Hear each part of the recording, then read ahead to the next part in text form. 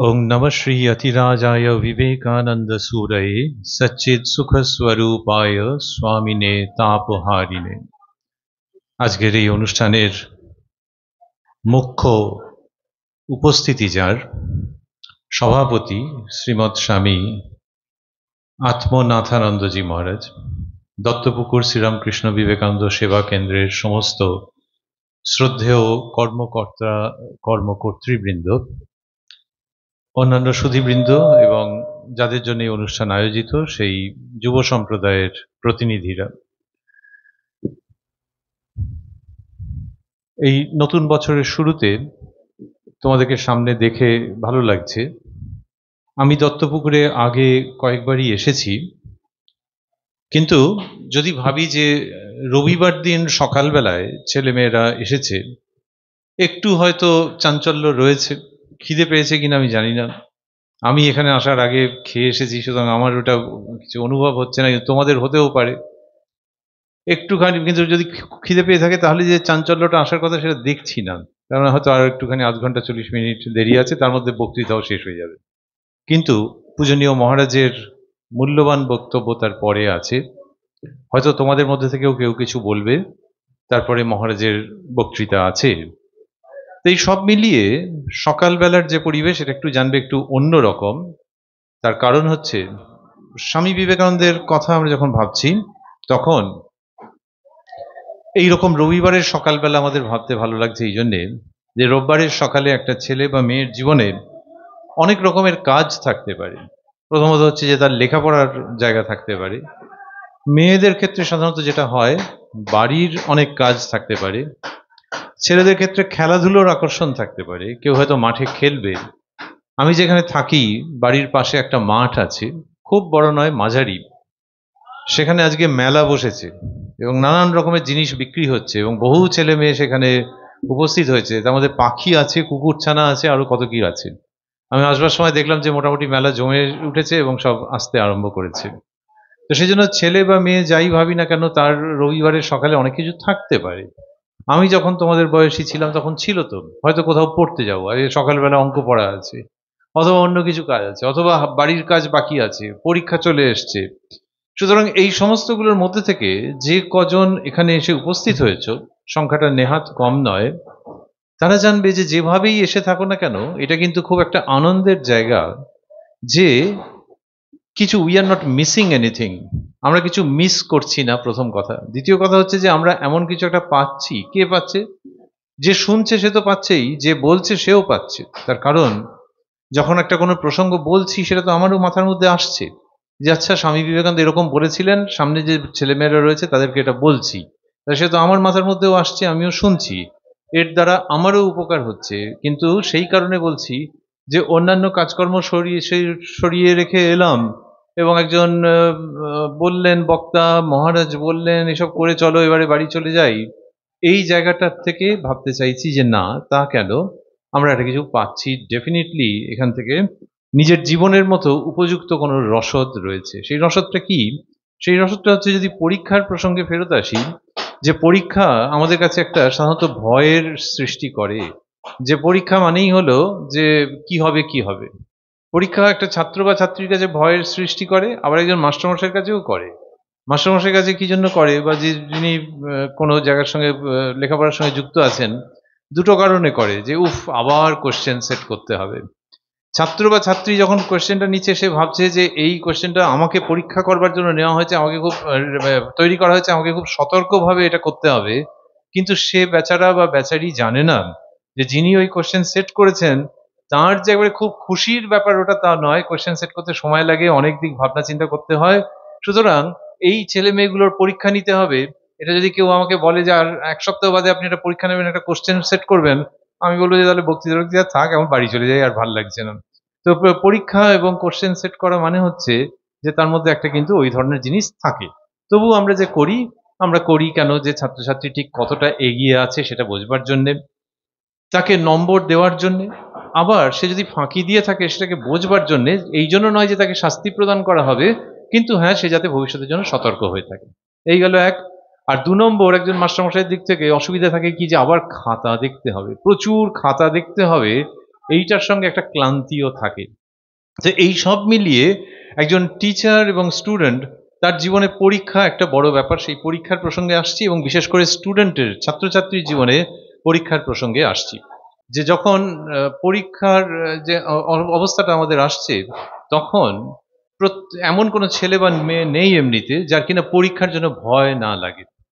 স্বামী বিবেকানন্দ যখন ছোট বয়সে নরেন্দ্রনাথ এবং পড়াশোনা করছেন, তখন যেটা করছেন তাতে কিন্তু কোনো মাস্টারমশাই রেগে যেতে পারেন। কারণ মাস্টারমশাই হয়তো একটা কিছু পড়ছেন বাড়িতে বাড়িতে তিনি কিছু পড়ছেন, আর নরেন্দ্রনাথ, ছোট বয়সের নাম নরেন্দ্রনাথ, বাবারে বড্ড বড় নাম, আমার বন্ধু বান্ধবরা নরেন বলে ডাকে।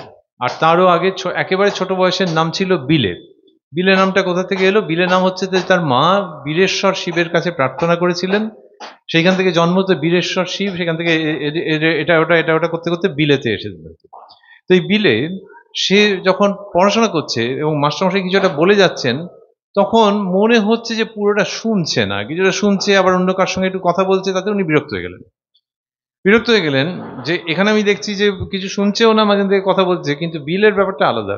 বিলের ব্যাপারটা হচ্ছে কি যে সে তখন উনি বিরক্ত হয়ে গিয়ে বলেন, এই বল দেখি কি বলছিলাম। দেখছেন যে একেবারে গড়গড় করে বিলে বলে যাচ্ছে যে কি উনি পড়ছিলেন। অনেক সময় হয় না যে কেউ পড়ে শোনাচ্ছেন আর ছাত্র বা ছাত্রী শুনছে, তো সে গড়গড় করে বলে যাচ্ছে। এই তখন বুঝলেন যে না, এ ছেলে অন্যরকম। এই অন্যরকমটা কি সেটার মধ্যে আসবো। এমনি ধর্মের কথা খুব বেশি তার মধ্যে থাকবো না। এই ছাত্র জীবনের সঙ্গে এবং বিবেকানন্দ নামক একজন মানুষ, তারও তো নাম ছিল নরেন্দ্রনাথ দত্ত, তোমার আমার কিছু একটা নাম আছে। পরবর্তীকালে উনি সন্ন্যাসী হয়েছেন, তো ঠিক আছে। আমরা যখন অফিসে চাকরি করি, অফিসে চাকরি করলে এরকম একটা কিছু পোস্ট থাকে, অ্যাডমিনিস্ট্রেটিভ অফিসার, তো সেটাকে নিয়ে কি সে জন্মেছে না, সেটাই তার একমাত্র পরিচয়। তো সুতরাং কিন্তু সে তো একটা মানুষ। তেমনি স্বামী বিবেকানন্দ একটা সন্ন্যাস নাম, কিন্তু আড়ালে যে ব্যক্তি রয়েছেন তিনি তো ওই নামের দ্বারা বদ্ধ নন শুধু। তাহলে সেই ব্যক্তিকে ভাববার চেষ্টা করছি এবং তার ছোট বয়সের কাহিনীতে আসছে। ছোট বয়সের কাহিনীতে হচ্ছে যে ওরকম এ তো অদ্ভুত টাইপের ছেলে যে দেখছিলাম তো যে কথা বলছিল, কিন্তু যা বলছি সব তো গড়গড় করে বলে দিচ্ছে। তাহলে মনের মধ্যে দুটো পার্টিশন করা আছে নাকি রে বাবা?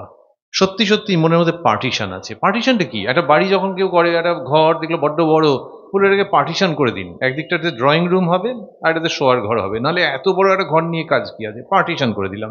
তাহলে এটা ড্রয়িং রুমের কাজ করছে, বৈঠকখানা ঘর, ওটা শোয়ার ঘর, দুটো ঘর পাচ্ছি। যদি কোনো ছেলে বা মেয়ের মনের মধ্যে দুটো একটা পার্টিশন করা থাকে, যে এই দিকটাতে আমি একটু গল্প টল্প করছি, কিন্তু ওই দিকটাতে আমি কিন্তু পুরো মনোযোগ দিয়েছি এবং কি বলা হচ্ছে সেটা শুনছি। যেমন বৈঠকখানা ঘরের সঙ্গে কেউ শোয়ার ঘরকে গুলিয়ে ফেলে না, দুটো আলাদা, তেমনি আমি গল্প টল্প করছি, আমি একটা অন্য কাজ করছি, আবার একই সঙ্গে শুনছি, এটা হতে পারে। স্বামী বিবেকানন্দের জীবনে দেখা যাচ্ছে এটা হতে পারে এবং হচ্ছে। তাহলে উনি কি পৃথিবীতে একমাত্র ব্যক্তি? তা নন। কিন্তু আজকের সকালে আমরা যার কথা শুনছি, তিনি ওই রকমই একজন ক্ষুরধার বুদ্ধিযুক্ত এবং অদ্ভুত শক্তিযুক্ত মানুষ, যিনি কিনা বারবার করে বারণ করছেন যে প্লিজ তোমরা কিন্তু এটার সঙ্গে আমার সন্ন্যাস জীবন, আমার ধর্ম, এসবগুলোকে গুলিয়ে ফেলো না। স্বামীজি পরিষ্কার করে যেটা বোঝাচ্ছেন সেটা হচ্ছে যে এই যে ক্ষমতাটা, এটা যে কোনো ছেলে বা যে কোনো মেয়ে অর্জন করতে পারে। ক্ষমতাটা কি? একই সঙ্গে অনেকগুলো দিকে মনোযোগ দেওয়া। তাই লোকে বলে একই সঙ্গে মনোযোগ দেওয়া মানে তো অন্যমনস্ক। তা নয়।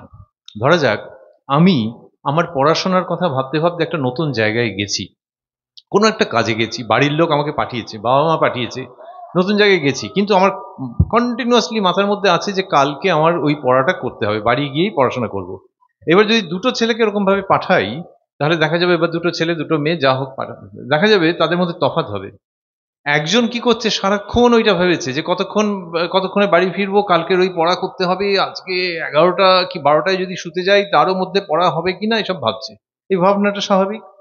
আরেকজনকে দেখা যাবে যে হ্যাঁ ওগুলো ভেবেছে, কিন্তু যদি জিজ্ঞেস করি যে আচ্ছা তুমি যে বাঁদিকে ঘুরলে, ওখানে একটা মুখে মিষ্টির দোকান ছিল, তার নামটা কি?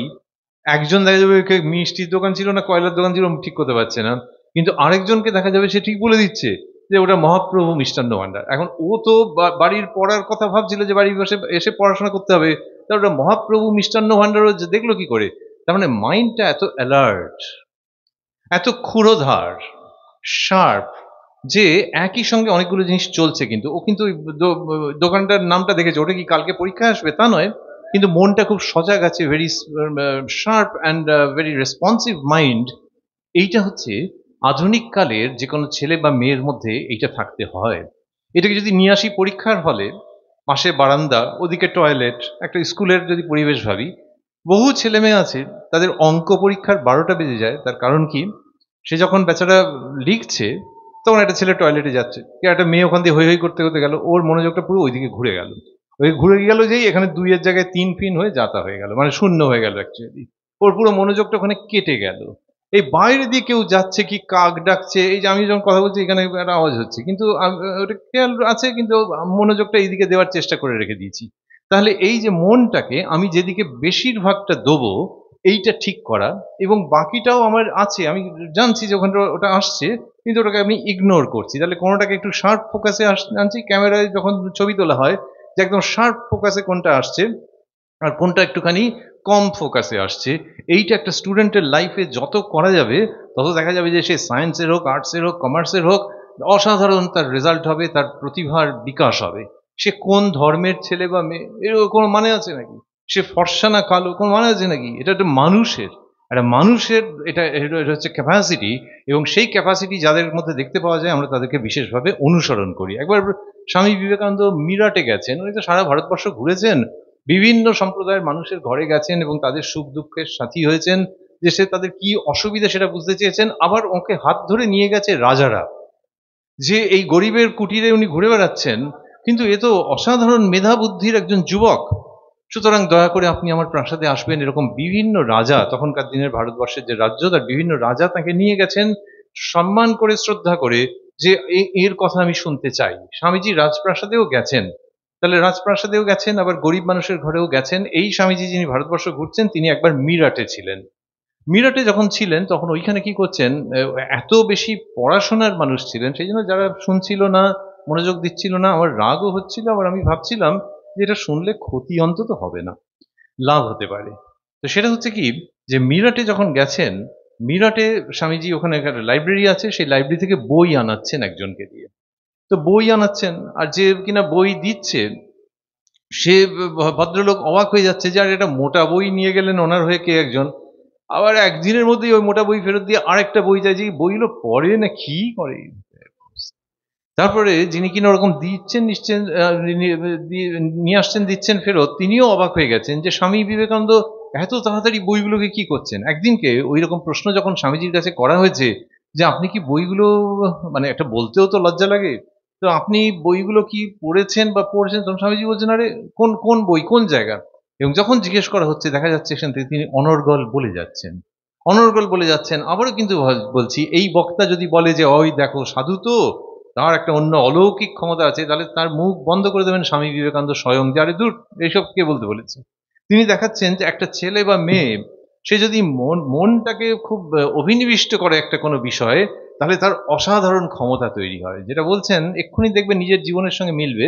উনি নিজেই উদাহরণ দিচ্ছেন যে দেখ, তোরা যখন লেখাপড়া শুরু করেছিস তখন কি করেছিস, প্রথমে বানান করে করে করেছিস, তারপরে শব্দ ধরে পড়েছিস। এটা এইগুলো কথাটার মানে কি, কথাটার মানে হচ্ছে যে দত্তপুকুর, যদি একটা বাচ্চা ছেলেকে বা মেয়েকে লিখতে বলা হয়, সে বলে দ, তয় তয় দত্ত, পয়সু পু, এরম করবে। যখন সে ক্লাস 1 কি 2 তে আছে তখন আর দত্তপুকুর দ, তয় তয় লিখে দিল একদম। আচ্ছা, পড়তে গেলেও বাচ্চা ছেলেকে যদি বলি যে এটা দত্তপুকুর, এটা বামনগাছি, চাঁপাডালি, পড় দেখি, ওর সময় লাগবে, চয় আঁকা চা চা চাঁপা চাঁপা ডালি। কিন্তু যেই কিনা ক্লাস 1 বা 2 হয়ে যাচ্ছে তখন আর ওরকম দেখা যাচ্ছে, বলছে চাঁপাডালি, বামনগাছি, দত্তপুকুর, এরকম চটপট চটপট হয়ে যাচ্ছে। আরো যখন তার মনোনিবেশটা বাড়ছে, ধরা যাক 4, 5, 6, তখন এই চাঁপাডালি থেকে দত্তপুকুর, এখানে কটা মোবাইলের দোকান আছে, এইটা ধরা যাক কোথাও একটা কিছু লেখা টেখা আছে, সারাসাট পড়া হয়ে যাচ্ছে, তার সারাসাট পড়া হয়ে যাচ্ছে। তখন কিন্তু সে বানান করে তো পড়ছেই না, শব্দ ধরে ধরেও পড়ছে না, অনেক আগেই পাট করে ব্যাপারটা বুঝে যাচ্ছে, পাট করে ব্যাপারটা বুঝে যাচ্ছে, বলছে হ্যাঁ এই দোকানটা তো চিনি, ও এখানে এটা হয়েছে নাকি, এটা তো জানি না। তার মানে তার গ্রহণ করবার ক্ষমতা, দ্য পাওয়ার অফ গ্রাসপিং, ওটা বেড়ে গেছে। তার মানে মনের শক্তি বেড়েছে, মনের শক্তি বেড়েছে, যেটা কিনা যারা শুনছে তাদের প্রত্যেকের জীবনেই সত্যি। আরো যখন বাড়ছে তখন কি হচ্ছে, স্বামীজি কি সুন্দর বলছেন যে দেখ, প্রথমে ওই অক্ষর ধরে ধরে করতাম, তারপরে শব্দ ধরে ধরে, তারপরে একটা বাক্য, বাক্য মানে একটা বাক্য লেখা আছে, ওটাকে দেখলেই বুঝে যাচ্ছি যে কি বলতে চাইছি। এই যে আজকে যে যুব সম্মেলন হচ্ছে, এটা সম্পর্কে যদি একটা রিপোর্ট লেখা হয় যে এতজন ছেলে মেয়ে এসেছিল, তাদেরকে এই টিফিন দেওয়া হয়েছে, এ হয়েছে, হয়েছে, আর বাইরের একজন লোক, তিনি বেশ বুদ্ধিমান লোক, তিনি যদি এটা পড়েন চট করে পড়া হয়ে যাবে, কেননা একটা বাক্য মানে বুঝতে পেরে যাচ্ছেন যে ছেলে মেয়েদের যথোপযুক্ত সময়ে টিফিন দেওয়া হয়েছে, পুরোটা ধরে ধরে পড়তে হবে তা না, দেখলেই বুঝে যাচ্ছেন। চুম্বকে যেরকম টেনে নেয়, স্বামীজি বলছেন যে আমি তারপরে বাক্য ধরে পড়েছি, তারপরে আমি একটা পাতা ধরে পড়তে পারি। এই জায়গাটা তোমরা যদি একটু মনোযোগ দাও যে কি বলতে চাইছেন, যে মনটা আমার এতই অভিনিবিষ্ট, এতই কনসেন্ট্রেটেড, যে একটা পাতা যখন উল্টাচ্ছি তখন আমি বুঝে যাচ্ছি যে কি ঘটছে। যে কিনা ভূতের গল্প পড়ে, যে গোয়েন্দা গল্প পড়তে ভালোবাসে, কিছু ছেলে মেয়ে আছে ওরা ওই বিজ্ঞান, কল্পবিজ্ঞান পড়তে ভালোবাসে, এক একজন একরকম আছে। তো বই যখন পড়ছে বা যদি ধরলাম যে মোবাইলে একটা পেজ দেখছে, সেই পেজের মধ্যে একটা কিছু লেখা আছে, সিনেমার খবর লেখা আছে। আর যদি ভাবি যে সিনেমার খবর কি খেলার খবর একটা পেজে লেখা আছে, এটা যদি 4-5টা ছেলেকে বা মেয়েকে দিই যে চট করে পড় দেখি, দেখা যাবে টাইমের তফাৎ হয়ে যাচ্ছে। কারুর হয়তো ওটা পড়তে গিয়ে 2 মিনিট লাগলো, কারুর 1 মিনিটেরও কম সময় সিনেমার খবরটা পড়া হয়ে গেল। তফাৎটা হচ্ছে কেন?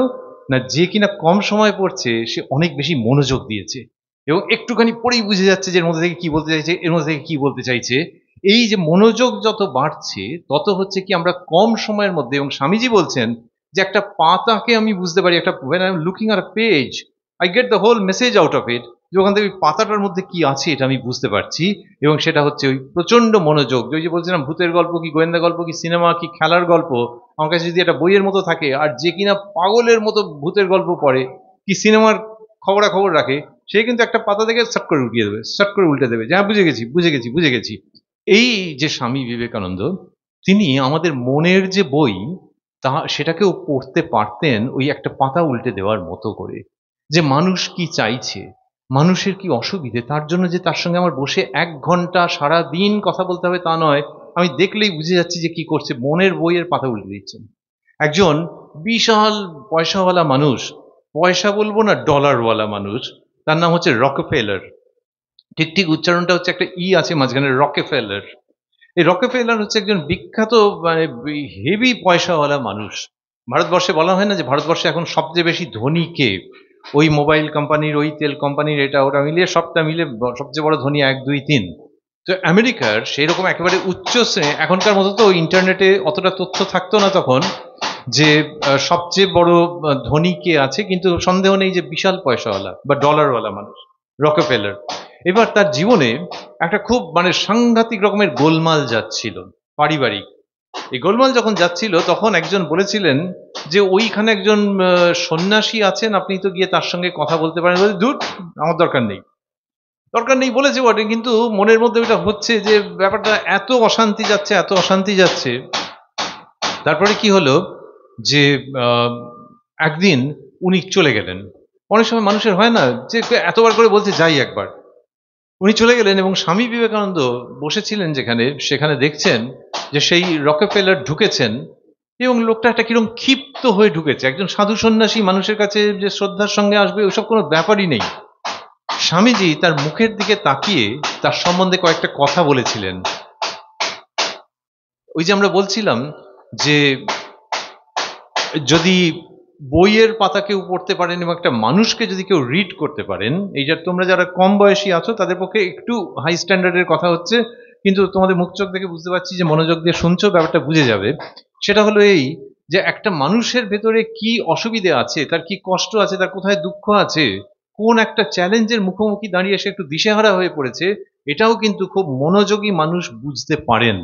স্বামী বিবেকানন্দ রকফেলারকে কতগুলো কথা বললেন, তাতে রকফেলার অবাক হয়ে গেলেন যে উনি আমার সম্বন্ধে এটা বলছেন কি করে, এবং তিনি শান্ত হয়ে গেলেন।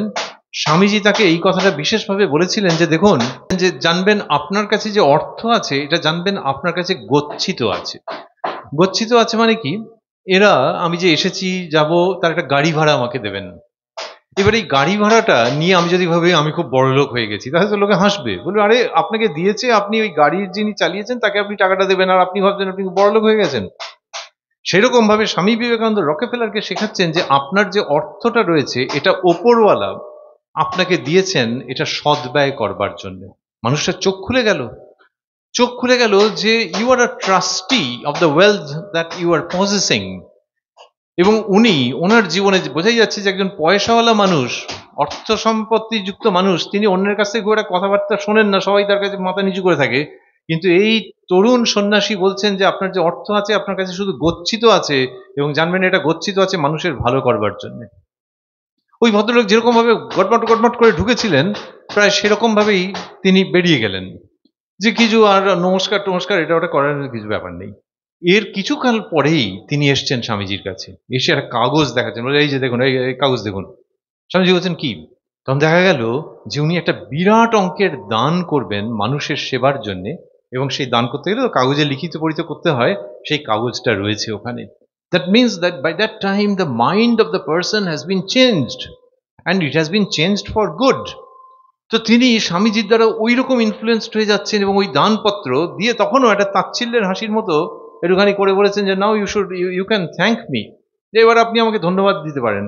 আর আমরা আজকে সকালে যে স্বামী বিবেকানন্দের কথা বলছি, তিনি এত বুদ্ধিদীপ্ত পুরুষ যে তিনি ওইটা শুনে রকেফেলারকে বলেছিলেন যে why you should thank me. এর অর্থ হচ্ছে যে আপনি আমাকে ধন্যবাদ দিন, যে আপনার যে অর্থ আছে তার যে ভালো সদ্ব্যবহার কিভাবে হতে পারে সেই রাস্তা তো মশাই আমি করে দিলাম, ইউ শুড থ্যাংক মি। এই যে একজন মানুষের সঙ্গে তিনি কথা বলছেন এবং মানুষের ভালোটা বুঝছেন, এইটা অসাধারণ স্বামী বিবেকানন্দের ক্ষমতা ছিল। ওই জন্য বলছি যে একজন ছাত্র বা ছাত্রীর দৃষ্টি দিয়ে যখন দেখছি, তখন ভাবছি যে ইনি কি জিনিস করতে পারতেন এবং এনার মেধা বুদ্ধিটা কোন জায়গায় ছিল। এইবার একটু সন্ন্যাসী সন্ন্যাসী গন্ধযুক্ত প্রসঙ্গের মধ্যে আসি। সেটা হচ্ছে যে সন্ন্যাসীর কথা যদি ভাবি, তার সঙ্গে কি যেন মেলে। সন্ন্যাসী মানে তিনি পুজো পাঠ করছেন, বেশ ধূপ জ্বলছে, ধূপের ধোঁয়া দেখতে পাওয়া যাচ্ছে, তার ঘ্রাণ পাওয়া যাচ্ছে, আচ্ছা হলো। আর কি? তিনি নিজে পুজো করছেন, হ্যাঁ হতে পারে। আর কি? আর হচ্ছে সন্ন্যাসী মানে সারা মানে তিনি ভারতবর্ষ ঘুরছেন, তিনি পরিভ্রমণ করছেন, হ্যাঁ। আর লেখাপড়া, হ্যাঁ সন্ন্যাসী লেখাপড়া করছে। আচ্ছা যদি ভারতবর্ষের সন্ন্যাসী হয় লেখাপড়া করছে, তুমি একটা সিনেমা যদি করো যে ভারতবর্ষের সন্ন্যাসী লেখাপড়া করছে, তাহলে তিনি কি পড়ছেন? খবরের কাগজ পড়ছেন না, কি পড়ছেন হলে বেশ একটু বেশ ব্যাপারটা হয় যে তিনি গীতা পড়ছেন, এরকম হলে দেখতে ভালো লাগে। যে ভারতবর্ষের সন্ন্যাসী গীতা পড়ছেন, এর উপরে একটা সিনেমার একটা সিন যদি হয়, it's nice that a sannyasin is reading the Gita, Shrimad Bhagavad Gita. এইবারে স্বামী বিবেকানন্দের জীবনে এই গীতার বিরাট ভূমিকা ছিল। গীতার বিরাট ভূমিকাটা কিরকম, যে ওনার কাছে এই বই থাকতো এবং গীতার মধ্যে থেকে তিনি অদ্ভুত জিনিস পেয়েছেন, যে গীতার মধ্যে থেকে জাগরণের বাণী পেয়েছেন। এর বেশি যদি তোমাদের বলতে ঘুম পেয়ে যাবে, যে কি জাগরণের বাণী, গীতার মধ্যে কি বুঝতে পারছি না ব্যাপারটা, মাথামুন্ডু হয়তো করতে পারা অসুবিধা হবে। স্বামী বিবেকানন্দ দেখেছেন যে একটা গোলমালের জিনিস হচ্ছে। সেই গোলমালটা হচ্ছে যে যিনি সন্ন্যাসী তার কাছে গীতা আছে হলো, বা তিনি গীতা পাঠ করেন, যিনি ভক্ত মানুষ তিনি গীতা পাঠ করছেন, কিন্তু এক শ্রেণীর লোক আছে যারা খুব বদমাইশি বুদ্ধি করছে। তারা কারা? তারা বলছে যে দেখো আমরা গীতা পাঠ করতে পারি, আমরা সংস্কৃত জানি, সুতরাং আমরাই হচ্ছে সমাজের মধ্যে একদম মাথা, এবং আমরাই নিয়ম কানুন সমস্ত ঠিক করে দেবো। অর্থাৎ ওইটাকে ব্যবহার করে তারা অপপ্রয়োগ করছে। এই অপপ্রয়োগ হয়তো যে গীতার কিছু মাথামুন্ডু বোঝেনি, কিন্তু বলছে যে আমি ব্রাহ্মণ কি আমি পণ্ডিত, অতএব আমি গীতাকে গীতা আমার আমার আন্ডারে, তুমি তোমার গীতা সম্বন্ধে কিছু বুঝতে হলে তোমাকে আমার কাছে আসতে হবে, আর গীতার মধ্যে লেখা আছে তুমি এই করবে ওই করবে তাই করবে। এরা হচ্ছে দুষ্ট লোক। সেইখান থেকে স্বামী বিবেকানন্দ বের করে আনছেন মানুষকে। আবারও ভাবছি যে যারা শুনছো তাদের মনের কাছাকাছি থাকবার চেষ্টা করছি, যদি না পারি সেটা আমার ব্যর্থতা। স্বামী বিবেকানন্দ দেখছেন যে এই যে গীতার মধ্যে যে অসাধারণ কথাগুলো রয়েছে, এইটা কোনো ছেলে বা মেয়ের কাছে বোঝাতে গেলে প্রথম হচ্ছে আমায় দেখতে হবে যে স্ট্রং আছে কিনা। যদি শরীর শক্তপোক্ত না থাকে, কোনো কারণে বলতে নেই, যদি তার শরীর খারাপ হয়, তাহলে তার কাছে এই সমস্ত কথা বলে লাভ নেই। অতএব আগে তাকে ফিজিক্যালি ঠিকঠাক থাকতে হবে। তার মানে কি আর বিরাট পালোয়ান হতে হবে তা নয়, কিন্তু শরীরটা যাতে সুস্থ থাকে সেটা হতে হবে, তা নাহলে গীতার বাণী বোঝা যাবে না। কেন বোঝা যাবে না? স্বামীজি দেখাচ্ছেন যে গীতায় কি হয়েছে না, যখন যুদ্ধক্ষেত্র, তখন যুদ্ধ হবে, ন্যায় এবং অন্যায়ের যুদ্ধ হবে। সেখানে অর্জুন ন্যায়ের পক্ষে যুদ্ধ করবেন, কিন্তু কিন্তু তিনি কিরকম একটা হতবাক হয়ে গেলেন, কিরকম যেন একটা বুদ্ধি গুলিয়ে গেল, বিপর্যস্ত হয়ে গেল বুদ্ধি, এবং তিনি ধপ করে রথের উপরে বসে পড়লেন। তখনকার দিনে তো ওই রথের ওপর থেকে যুদ্ধ হতো, দারুণ সিন। তিনি রথের উপরে বসে পড়লেন, বললেন আমি আর যুদ্ধ করব না। শ্রীকৃষ্ণ তিনি হচ্ছেন লিডার, রথের সারথি, তিনি বলছেন যে তুমি যুদ্ধ করবে না কেন? উনি বলছেন না, সামনে সমস্ত আত্মীয় স্বজন পরিজন তারা রয়েছে, এখানে আমি যুদ্ধ করতে পারি না। এটা হচ্ছে একটা লেম এক্সকিউজ যাকে বলা হয়। একজন মাস্টারমশাই ধরা যাক ক্লাসে পড়াচ্ছেন, এবার একটি ছেলে বা মেয়ে তার আত্মীয়, ধরা যাক তার ভাইপো কি ভাইজি কি কেউ হবে, হতেই পারে। এইবারে ক্লাসের মধ্যে ধরা যাক যে সেই ছেলেটি বা মেয়েটি একটু দৌরাত্ম করছে এবং তাকে একটু বকতে হবে, শাসন করতে হবে। এখন উনি যদি বলেন যে এ তো ভাইপো কি ভাইজি, একে বলবো না, আমি যেন একে দেখিনি, তখন লোকে বলবে আপনি তো অন্যায় করছেন। আপনার নিজের লোক হতে পারে, কিন্তু আপনি যখন পড়াচ্ছেন তখন তো আপনার দায়িত্ব হচ্ছে যে ওকে সংশোধন করে দেওয়া, এটা তো আপনার দায়িত্ব। আর আপনি ভাইপো কি ভাইজি বলে পারলেন না, তার মানে আপনি তো খুব দুর্বল চিত্তের লোক দেখছি। ঠিক সেই রকম হচ্ছে যুদ্ধক্ষেত্রে যখন অর্জুন এরকম অবসন্ন হয়ে পড়েছেন, তখন শ্রীকৃষ্ণ বলছেন আরে তুমি উঠে দাঁড়াও, তুমি উঠে দাঁড়াও। তার কারণ হচ্ছে এই একজন উঠে দাঁড়ালো কেন, ওকে বলিনি কিন্তু। তো ইয়েতে বলছেন যে অর্জুনকে বলছেন যে তুমি উঠে দাঁড়াও, তোমাকে যুদ্ধ করতে হবে। এবং তুমি তুমি যাদেরকে ভাবছো আত্মীয় এবং সেই কথা বলে তুমি করতে পারছো না, তাহলে তুমি বীরের মতো কথা বলছো কিন্তু জীবন যুদ্ধে হেরে যাচ্ছ নাকি। এই কথা যে স্বামী এই গীতার মধ্যে রয়েছে, স্বামী বিবেকানন্দ বলছেন ফুটবলের কথা আনছেন, ফুটবলের কথা আনছেন এবং বলছেন যে গীতা পাঠ যদি করে তার মধ্যে থেকে ঠিকঠাক জিনিসটাকে বুঝতে হয়। ছেলেদের কাছে যখন বলছেন, এখন মেয়েরাও প্রচুর ফুটবল খেলে এবং মেয়েদের ফুটবল টিম এক একটা খুব পাওয়ারফুল আছে। আমাদের বিশ্ববিদ্যালয়ে আমি মাঠে দেখেছি মেয়েরা ফুটবল খেলছে এবং আমি দূর থেকে দেখেছি তাদের যে সক্ষমতা সেটা প্রায় ছেলেরা যেভাবে খেলে সেই জায়গাটাতে চলে এসছে। অনেক সময় ওরা মিক্স করেও খেলে, বন্ধু বান্ধব রয়েছে তো ছেলে মেয়ে মিলে ফুটবল খেলছে, এটা আমি আমার ছোট বয়সে অন্তত দেখিনি। সুতরাং স্বামীজির কথায় ফেরত আসছি যে স্বামী বিবেকানন্দ ফুটবল খেলার কথা বলছেন এবং বলছেন যে আরে গীতা পাঠটা পরে হবে, আগে তোমরা ফুটবল খেলো, তাহলে স্বর্গের আরো কাছাকাছি তোমরা পৌঁছে যাবে, স্বর্গের কাছাকাছি পৌঁছে যাবে মানে তোমাদের ওই আধ্যাত্মিক জ্ঞান হবে। ব্যাখ্যা করে বলছেন যে তার কারণ হচ্ছে যে তোমাদের পেশিগুলো সুদৃঢ় হলে তখন গীতার বাণী তোমরা আরো ভালো বুঝতে পারবে। অন্যভাবে বলতে গেলে একটা মৃত্যু পথযাত্রী মানুষকে যদি গীতা পাঠ করে কেউ শোনায় সে একরকম, কিন্তু গীতার মধ্যে যে পাওয়ারফুল মেসেজ, জীবনের যে যুদ্ধ, সেই যুদ্ধে অবতীর্ণ হওয়ার, সেই যুদ্ধকে 1 to 1 নেওয়ার, সেই যুদ্ধে বিজয়ী হওয়ার জন্য গীতার মধ্যে যে অসাধারণ বক্তব্য রয়েছে। বলা হয়েছে যে তুমি নিজেই নিজের সবচেয়ে বড় কল্যাণ করতে পারো, নিজের বড় বড় বিপদ থেকে নিজেই নিজেকে তুমি উদ্ধার করতে পারো, সেই বিপদ থেকে বেরিয়ে আসতে পারো without the help of others, তোমার নিজের শক্তিতে বেরিয়ে আসতে পারো। এই সব কথাগুলো সেই ছেলের জন্য, সেই মেয়ের জন্য যে ফিজিক্যালি স্ট্রং, মেন্টালি স্ট্রং। তা না হয়ে আমি যদি তোমাকে ঘরের মধ্যে পাঠিয়ে দিই যে তুমি ব্রাহ্মণের ঘরের কি অমুক কি তমুক আর তোমাকে গীতা পাঠ করতেই হবে, 1 ঘন্টা গীতা পাঠ করে তারপর খেতে যাবে, তখন সেভাবে তো মহা ঝামেলার ব্যাপারে পড়লাম। স্বামীজি বলছেন যে আগে দেহে মনে সবল হও এবং সেই জন্য গীতা পাঠটাকে একটুখানি সাসপেন্ডেড রেখে আগে বরং ফুটবল টুটবল খেলো, খোলা মনের মানুষ হও, হয়ে তারপরে গীতা পাঠ করবে।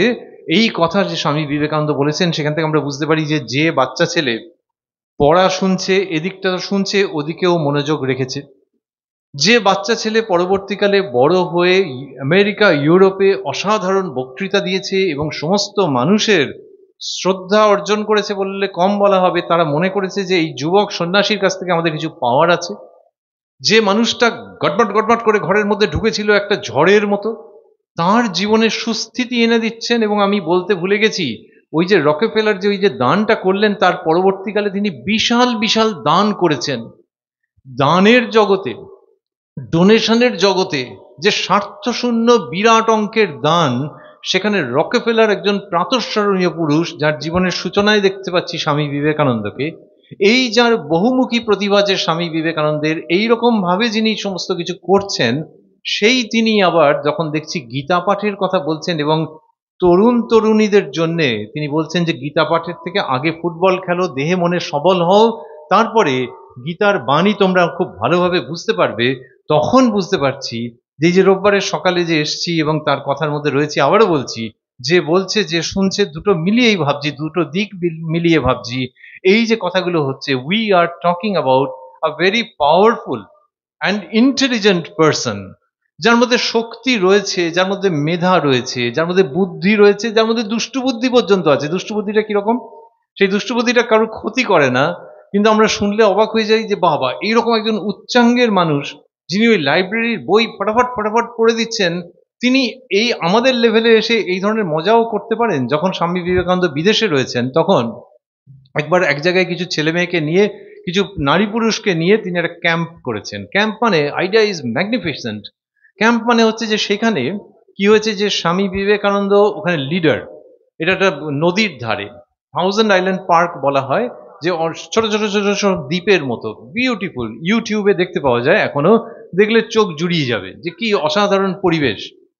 সেইখানে স্বামী বিবেকানন্দ রয়েছেন এবং সেখানে তিনি কি করছেন, ওই উৎসাহী নারী পুরুষদের নিয়ে বলছেন যে আমরা কিছুকাল এখানে থাকবো এবং থেকে কি করব, থেকে কি আমরা খুব খাওয়া দাবো, গান টান গাইবো না, আমরা যেটা করব খাওয়া দাওয়া সবই হবে, কিন্তু আসলে একটা সংযত পরিবেশের মধ্যে আমরা থাকব, থেকে উচ্চ ভাবনায় দিন কাটাবো।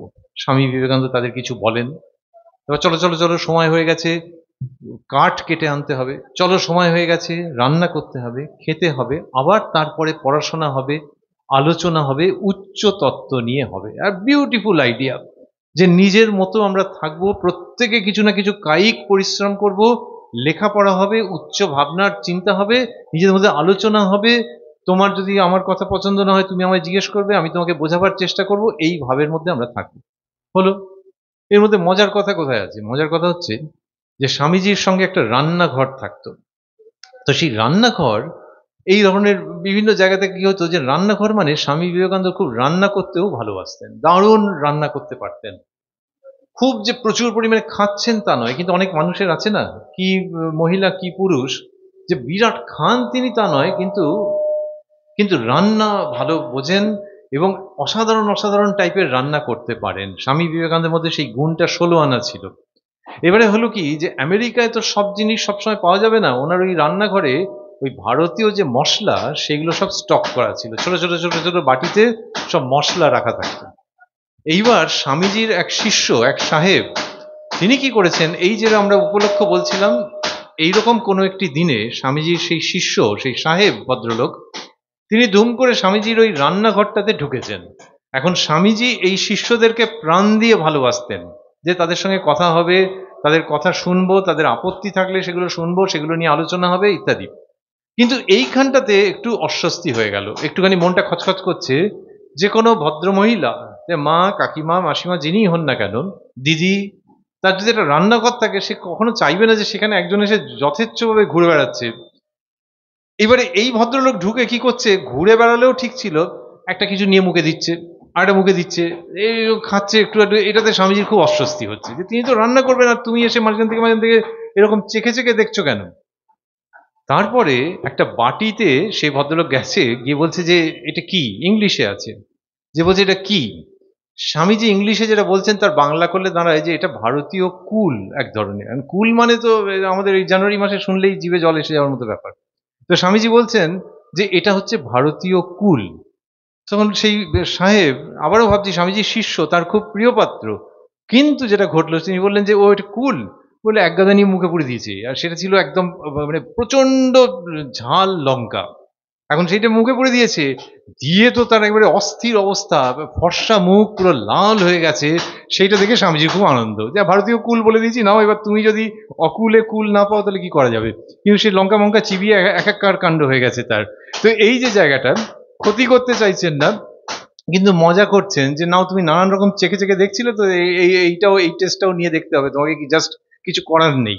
এই স্বামী বিবেকানন্দ আমাদের মনের খুব কাছাকাছি। বোঝা যায় যে একজন বুদ্ধিদীপ্ত পুরুষ, পুরুষ বলাটা ঠিক একটা অস্তিত্ব, তাকে ঠিক ওইরকম কোনো তফাৎ করা যায় না, মানুষের মধ্যে থেকে তৈরি হওয়া এক অসাধারণ অস্তিত্ব, যার মধ্যে অনেকে দেখেছেন, অনেকের মনে হয়েছে যে যেন ওপরওয়ালা যাকে বলা হয়, সৃষ্টিকর্তা যাকে বলো, তুমি ভগবান বলতে পারো, সেই তাঁরই শক্তি যেন ওনার মধ্যে নেমে এসেছে।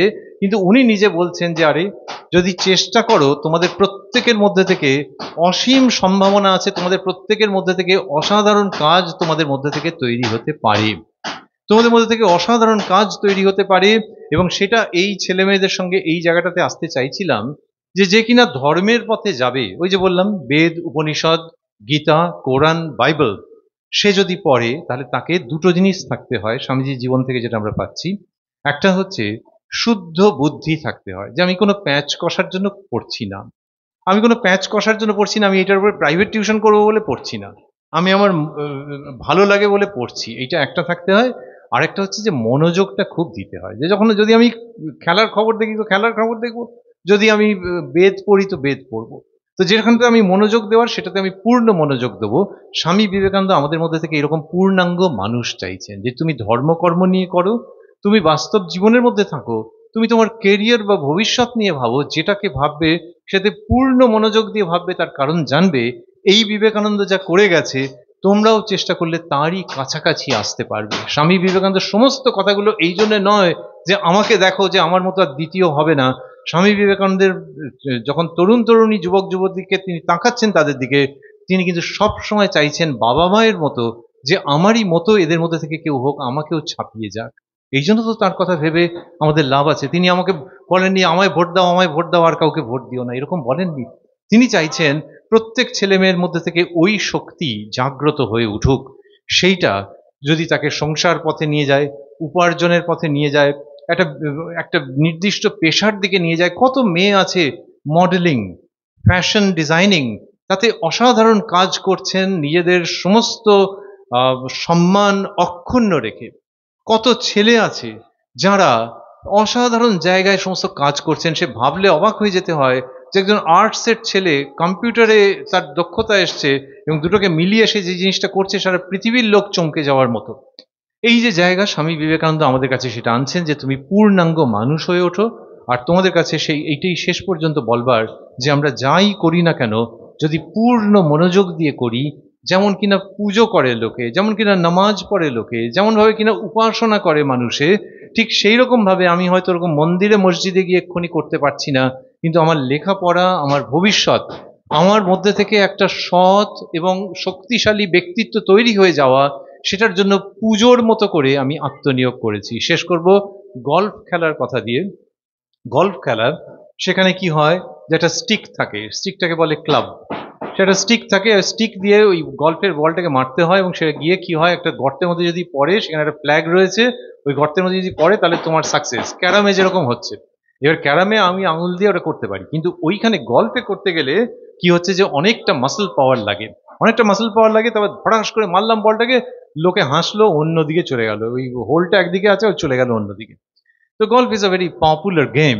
স্বামী বিবেকানন্দ যখন বিদেশে রয়েছেন তখন একজনের বাড়িতে, তার নাম হচ্ছে মিস্টার লেগেট, তাদের বাড়িতে রয়েছেন, এবং সেও খুব ধনী ব্যক্তি। স্বামীজি ওই যে বললাম দরিদ্রের বাড়িতেও গেছেন, ধনীর বাড়িতেও গেছেন। এবারে সেই বাড়িতে তাদের একটা গল্ফ কোর্স আছে বাড়ির পাশে। সেই গল্ফ কোর্সে একদিনকে উনি গিয়ে দেখেন যে ওর ছেলে, তার নাম হচ্ছে হলিস্টার, একেবারেই বাচ্চা ছেলে, সেই হলিস্টার ওই গল্ফ যে গল্ফের যে মাঠ আছে সেখানে কি করছে। স্বামীজি গিয়ে বলছেন যে কি ব্যাপারটা একটু বুঝিয়ে বল দেখি। তখন সে বলছে যে এই যে দেখছেন এইটা দিয়ে মারতে হয়, বলটাকে মারলে বলটা গিয়ে ওখানে পড়ে। স্বামীজি বলছেন আমি পারবো।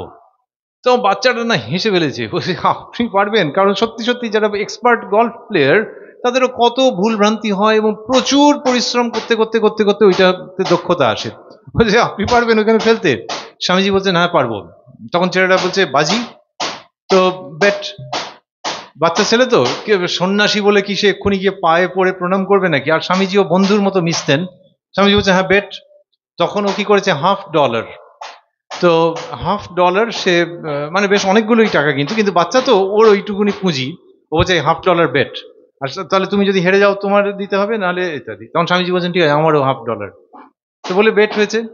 এই সময় ওর বাবা মিস্টার লেগেট তিনি ওখানে এসে উপস্থিত হয়েছেন, এসে খুব মজা করে বলছেন স্বামীজিকে, বলছেন প্রাচ্য ঋষি, বলছেন প্রাচ্য ঋষির সঙ্গে একজন আমেরিকার বাচ্চা ছেলে তার কি কথাবার্তা হচ্ছিল। এবার যে কথাবার্তা হচ্ছিল সেটার জন্য উনি প্রস্তুত ছিলেন না। তো উনি এসে শুনলেন যে এরকম এরকম হয়েছে, স্বামীজি নাকি একবার মারবেন আর তাতে নাকি বলটা গিয়ে ওখানে পড়বে। তখন উনি সিরিয়াস হয়ে গেলেন। উনি বললেন যে স্বামীজি এটা হয় না, অনেক প্র্যাকটিস করতে হয়, এটা হয় না, ছেড়ে দিন। তখন স্বামীজি আবার ওকে বলছেন যে বেট। তখন ভদ্রলোক দিয়েছেন এই তো অদ্ভুত ব্যাপার, তখন মানি ব্যাগ বার করেছেন, পার্স বার করেছেন, করে বলছেন $10 বেট। তো বাচ্চা তো $50 বলেছিল, ইনি বলছেন $10 বেট। তখন স্বামীজি বলছেন ঠিক আছে, বলতে বলতে পরিবেশটা সিরিয়াস হয়ে গেছে। স্বামীজি বলছেন ঠিক আছে। তারপরে বলটাকে রাখা হয়েছে, উনি ক্লাব ওই স্টিকটাকে নিয়ে রেডি হয়েছেন, হয়ে যেটা ঘটছে সেটা ছবির মতো নিমেষের মধ্যে হচ্ছে। স্বামীজি সমস্ত শক্তিকে সংহত করে ওই বলটাকে স্ট্রাইক করছেন, এবং ওটা হাওয়ার মধ্যে দিয়ে উড়ে উড়ে উড়ে গিয়ে ওই গর্তে পড়েছে। যেই গর্তে পড়েছে তখন সে বাচ্চা ছেলে তার হাততালি দিয়ে উঠেছে, কিন্তু ওর বাবা মিস্টার লেগেট তিনি সিরিয়াস মুখে এসেছেন স্বামী বিবেকানন্দের কাছে, এসে গম্ভীর গলায় বলছেন, এটা নিশ্চয়ই একজন যোগী, তার যোগ বলে।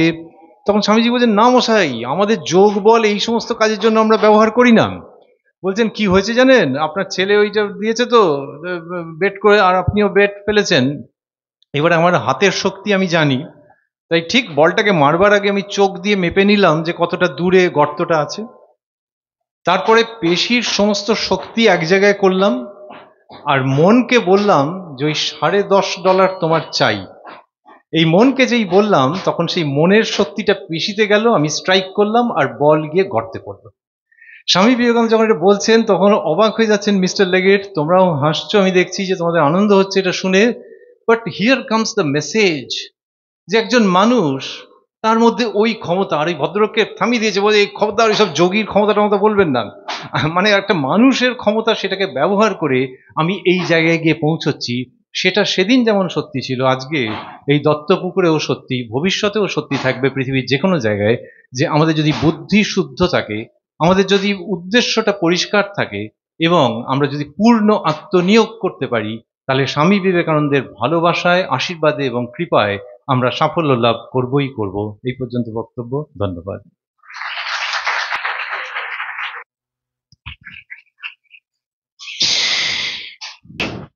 প্রধান অতিথি এবং বিশিষ্ট অধ্যাপক শ্রীযুক্ত সোমনাথ ভট্টাচার্যের বক্তব্য আমরা প্রত্যেকে শুধু মন দিয়ে নয়, সমস্ত শরীর দিয়ে বোধহয় শুনলাম, এবং উনি যে কথা বলে শেষ করলেন, সেই শেষ কথার অনুরণন ধরে প্রত্যেকে আমরা অঙ্গীকারবদ্ধ হব যে আমাদের মানসিক শক্তিকে বাড়িয়ে পেশি শক্তির মাধ্যমে চিন্তার শক্তিকে উন্মুক্ত করে আমরা নিজেদেরকে রক্ষা করার দায়িত্ব নিজেরাই কাঁধে তুলে নেব। তাহলেই পারবো আমি আমার দেশবাসীকে রক্ষা করতে, আমার প্রতিবেশীকে রক্ষা করতে।